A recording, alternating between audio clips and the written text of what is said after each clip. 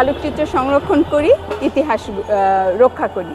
এই প্রতিপাদ্যকে ধরে আজকে আমরা ছবির অংশ হতে খুবই খুশি। কারণ হলো আমরা চাচ্ছি এবং সবাই জানে যে ইতিহাস সংরক্ষণ করা মানে হলো যে শুধু একটা দলিল রক্ষা করা তা তো না, তার সাথে একটা সময়কে, ইতিহাসকে, সব কিছুকে পরবর্তী প্রজন্মের কাছে পৌঁছে দেয়া। ওই আন্তর্জাতিক আলোকচিত্রের ভাষার নামে আমরা যদি শুধু পাশ্চাত্য ধারাকে অনুসরণ করি, আমি মনে করি সেটা নিজেদের পায়ে কুড়োল মারা হবে আর কি।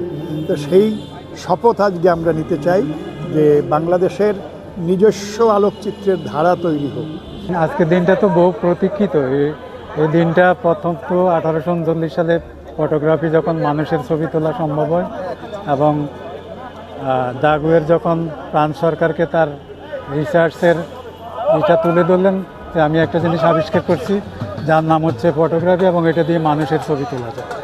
তো সে 1839 সালের 19শে আগস্ট ফ্রান্স সরকার তখন তার থিসিস বই আকারে পাবলিশ করে। তখন থেকেই ফটোগ্রাফির মূলত শুরু। কিন্তু ফটোগ্রাফি আবিষ্কার হয়েছে প্রধানত 1827 সালে।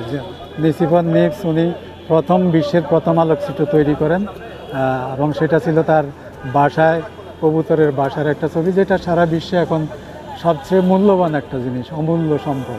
তো এখানে এসে অনেক বড় বড় যারা ফটোগ্রাফার তাদের সাথে পরিচিত হয়ে আমার খুবই ভালো লাগতেছে। তাদেরকে সামনে থেকে দেখে কথা বলে আমার অন্যরকম একটা অনুভূতি। এখানে উল্লেখযোগ্য যে এখনো পর্যন্ত বাংলাদেশের বিখ্যাত প্রতিনিধিরা, ফটো সাংবাদিকরা এই পদকে বঞ্চিত হয়েছে। তার মধ্যে আনোয়ার ভাইয়ের নাম বলতে হয়। আনোয়ার হোসেনের মতো মানুষ, যিনি এক হাতে ছবি তুলেছেন রণাঙ্গনে, আর এক হাতে স্ট্যান্ডগান নিয়ে যুদ্ধ করেছিলেন। রশিদ তালুকদার, নওয়াজ আহমেদ, এরকম নাইমুদ্দিন, এরকম প্রতিনিধিরা আলোকচিত্রীরা এখনো বঞ্চিত।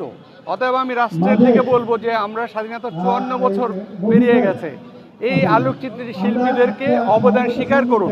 ফটোগ্রাফি 200 বছর পার করছে পৃথিবীর ইতিহাসে। এটা আমাদের প্রত্যেকটা আলোকচিত্রের জন্য একটা অনেক বিশাল বড় ঘটনা।